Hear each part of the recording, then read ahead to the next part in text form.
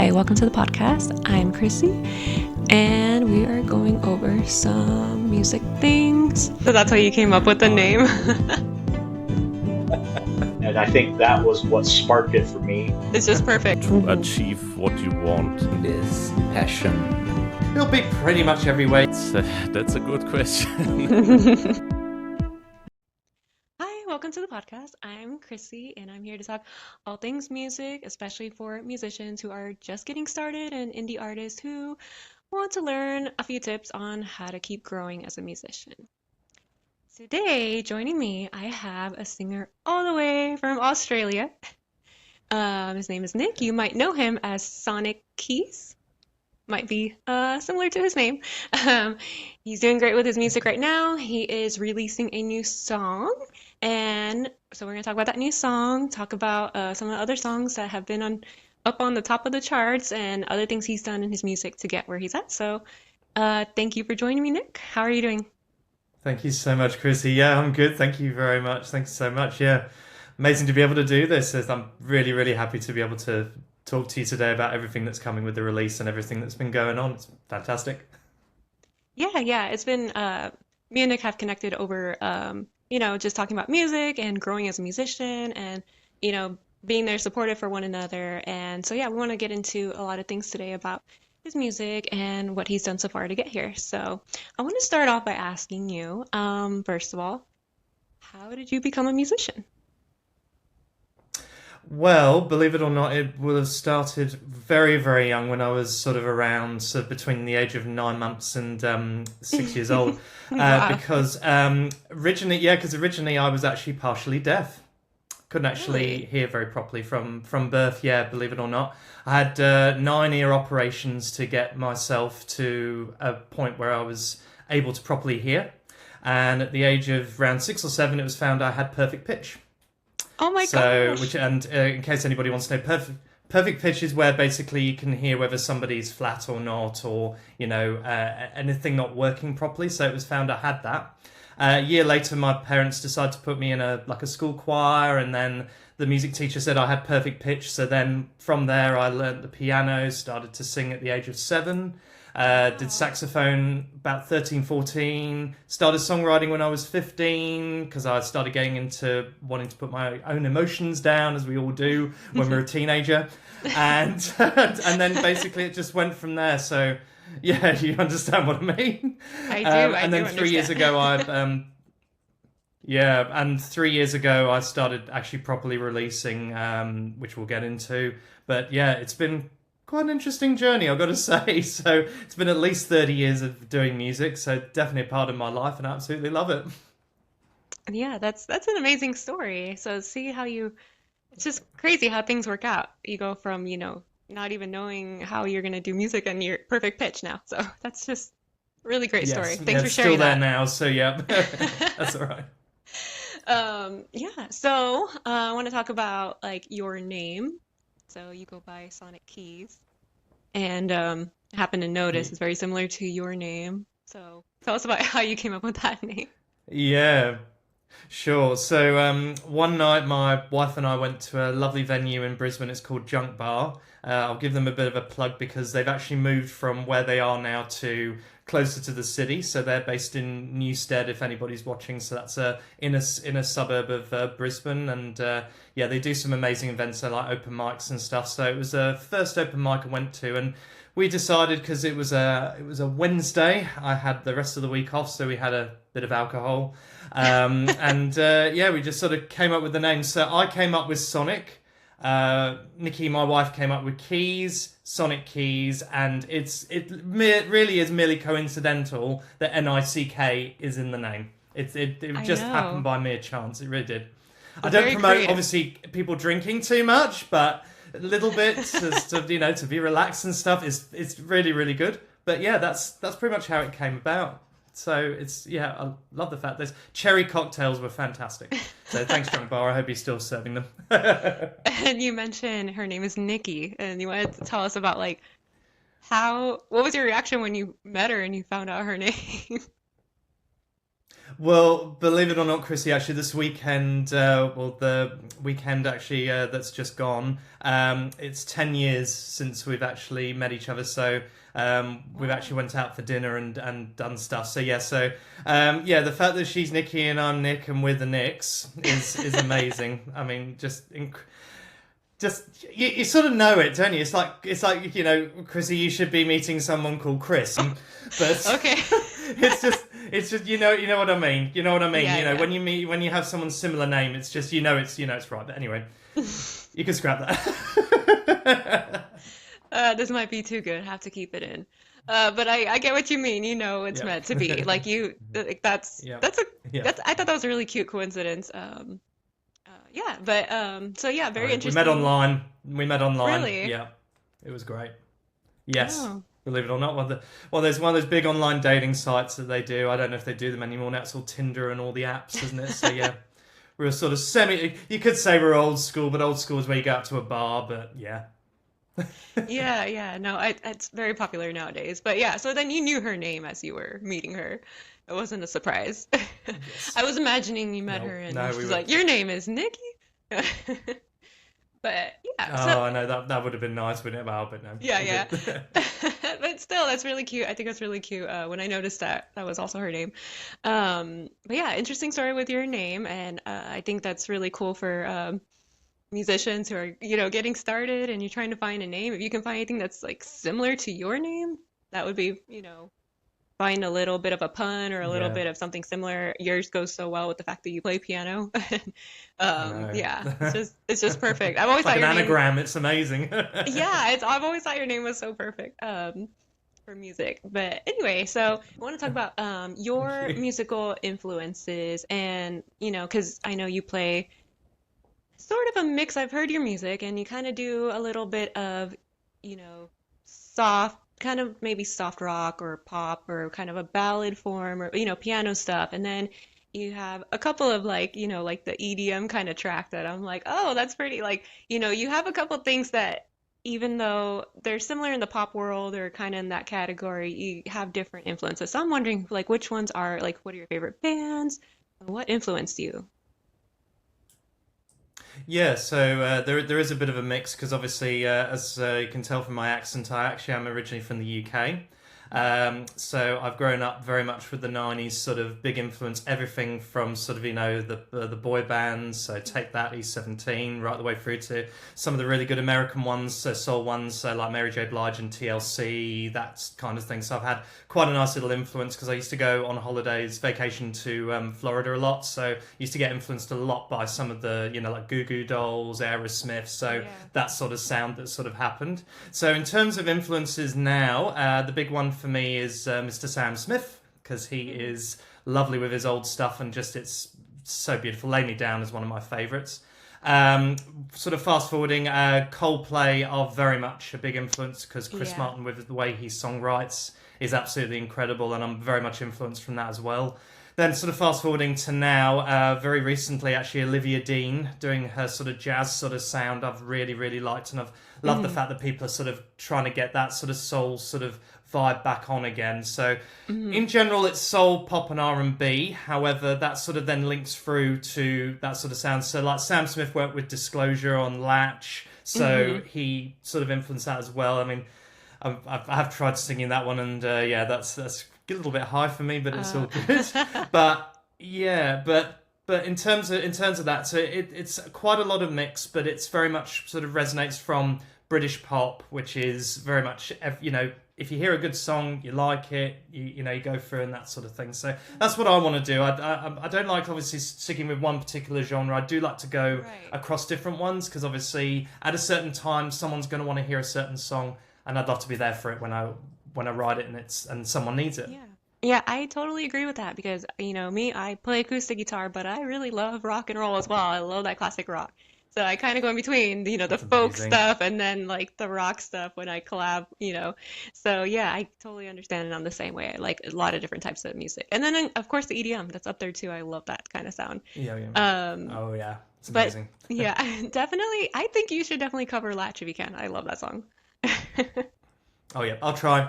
There's a Try piano it. acoustic version I can do, so just a bit lower on the chords and maybe a little Yeah. bit lower on the key, and then I should be all right. Yeah, we'll be waiting thank for you. that. I So will. everybody who likes Latch, you Hold know, me we're to waiting. that. We're going to be waiting for that to come out.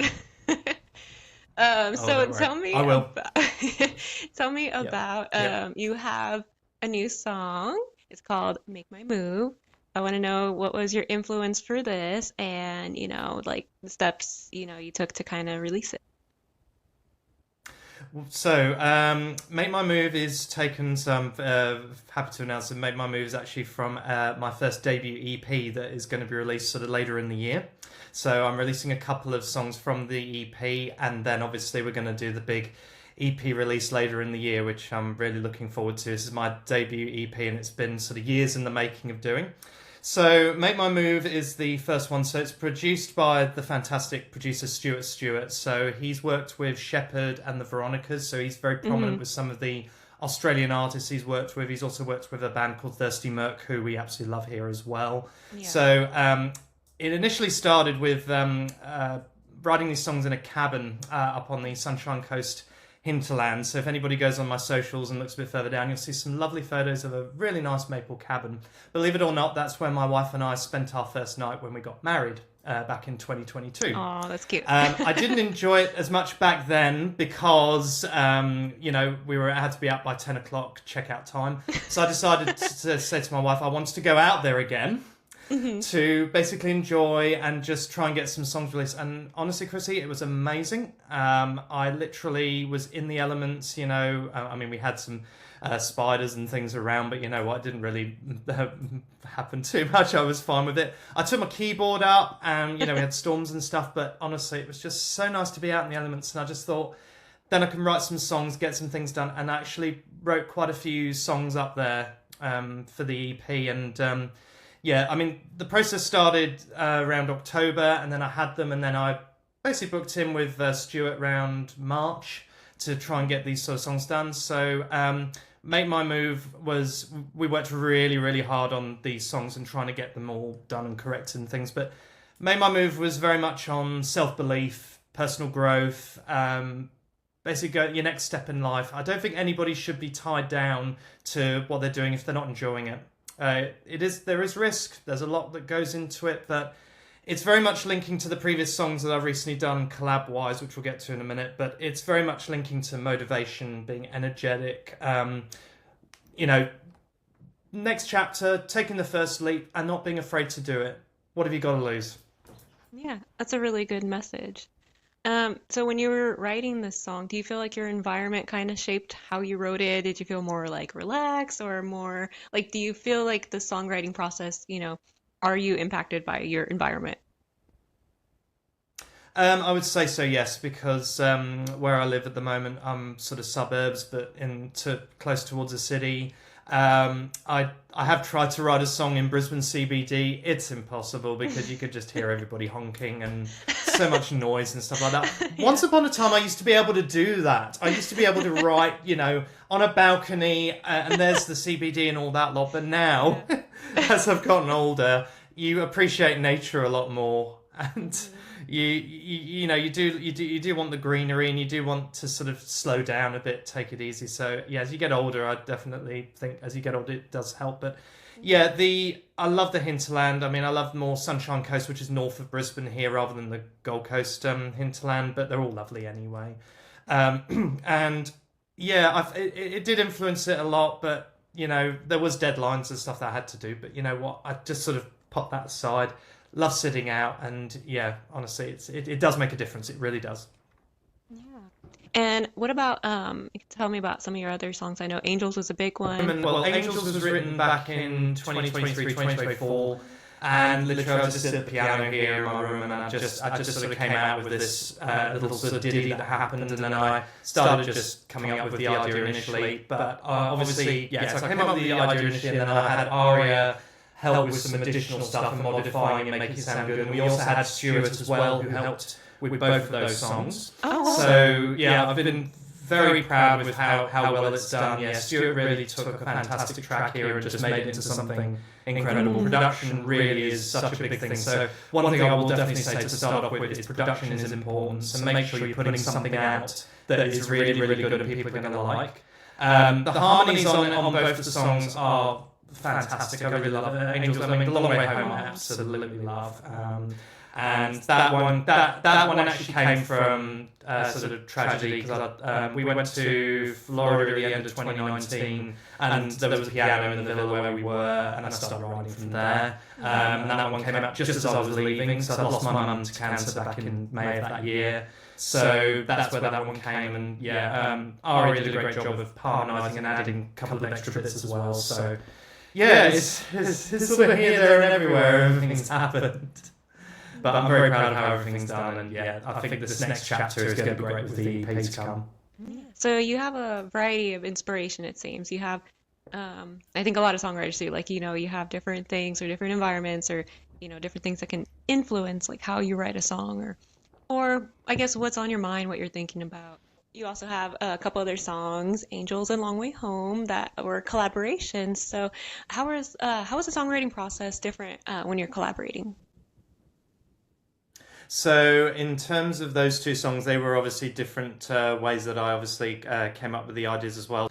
And then, I was waiting for the right person to sing it with, which was Aria, and she obviously came along and modified, and we both worked on making it sound much better than it was originally. So if people are wondering, the initial one you have may not be the one you start with. Sometimes you have to work hard on it. I'm sorry to say, it's not an easy track, I'm afraid.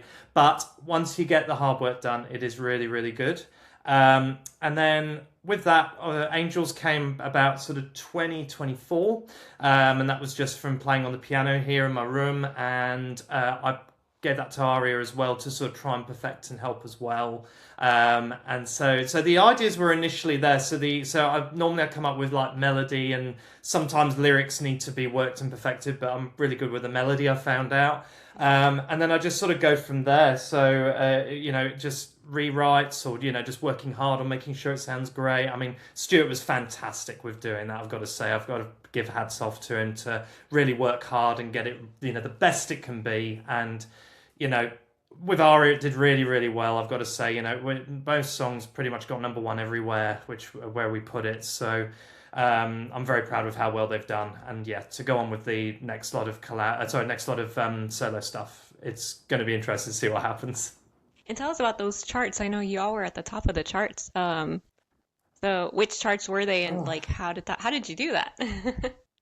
Oh, yeah. Well, I'll start off with the Aussie ones. So we have a couple here. I'm going to give a big shout out to Max B at Atomic. So for Australian artists, that's one of the really, really good ones. It's one of the ones I absolutely love. I mean, I'm not going to toot my own horn and say I've had every single number one and stuff like that, but I honestly love the fact of being able to support some of the other artists. Like recently, a Melbourne artist called Ema got number one, which I sort of tried to help people get on that platform if they're in Australia. She's in Melbourne. She's had a big song called Milky Way, which got number one, and it was lovely supporting. I mean, for Aussie artists, it's a really, really good one to do. You get some national, regional airplay in sort of, regional towns and bits like that. So that was where that one came on. And Aria and I were already on that anyway, from my debut song Unchain My Soul all the way through. Most of the songs have been on there anyway. Other ones, so Burton Radio, Graham at Burton Radio in the UK, almost where I grew up and everything. Not in Burton, but just around the area. That one's very much voting, and you've got to be persistent with that one, and you've got to be very dedicated. But we managed to get a lot of votes for that one and managed to get to the top. And Long Way Home spent about 21 weeks in there, and Angels not so long ago came out 34 weeks on there. Wow. So just very persistent, which is incredible. Germany, there's one, Mehr Davon Radio. That one, it's only been a long way home, but it's still in there at the moment. 17 weeks, and got 2 weeks at number one. It's been incredible. And then we come over stateside. So Hugs at WCVI, they've been very supportive. You've got to be very consistent with that one. You've got to spend months trying to get on there. I know they're going to kill me for saying that, but it's a very hard one to try and keep going persisting. A break, Bruce in New York. He's been incredible in that team. That's playlist, so A Break 58. A lot of unsigned artists on that one. I wouldn't say they're picky, but you've got to have a really good song because they put it in front of A&R people in New York and everything. But honestly, that's why I say do the hard work and you'll get a really good result. And then, I think it's Banks Radio here in Australia. That's a top 10. There's also, I think it's called Sunset Island in Orlando. So there's a lot. There's a lot out there in terms of shows. And, Scott also in Rose City FM. He's been fantastic as well for unsigned artists and stuff. So honestly, there is a lot there. It's a lot of hard work, but honestly, you can find them. And it is worth it. You get airplay, and honestly, I remember hearing "Unchain My Soul," my debut, getting straight in at 1 on Atomic. First time I heard it on the radio, and it was a very special moment. So, any unsigned artists out there, it's worth it. Trust me. Just got to put the hard work in, and you'll get there. Yeah, that's really great. That's really great advice.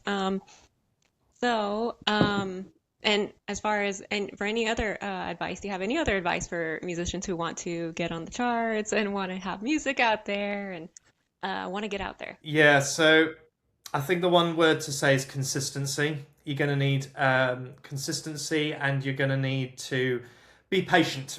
I think that's the one thing I have to say, because Olivia Dean took 10 years to win a Grammy. She went through working with the band Rudimental and went through that way and everything like that. I've done this for 3 years already and starting to get somewhere, I mean, the goal for this EP coming up is 100,000 Spotify streams for a track. I would absolutely love that. That would be incredible if I could. Long Way Home is sitting at 75,000 Spotify streams, done really well with that. So Wow. It's definitely possible. It's definitely possible to do. But you are going to get rejection, you are going to get negativity, and you are going to get bad news. Try not to let it get to you. That's all I can say. And try and get as much support as you can. I mean, I'm not gonna say badly about the fact I'm very honoured with the people supporting me, including you, Krissy. You've been amazing with the support. It's amazing. I'll be honest with you. I'm getting more. Yeah. Oh yeah. Absolutely. Of course. Look, I'm one for support because everyone's in the same boat. Everyone's doing the same thing. We're all wanting to try and succeed. It's not easy when you see 4 to 7 cents a stream coming through. There are other avenues for doing this. I would love to be able to songwrite for other artists and do some more collabing and things like that. Mm-hmm. All I can say is it's not gonna. If you get it within a year or two, that's great. Well done. But I don't think it will. I think this for me. I'm long term. I see this as something I've been wanting to do. My parents, not going to talk badly from them, but I'm spending an extra day doing this, so doing Friday, Saturday and Sunday, doing this kind of thing.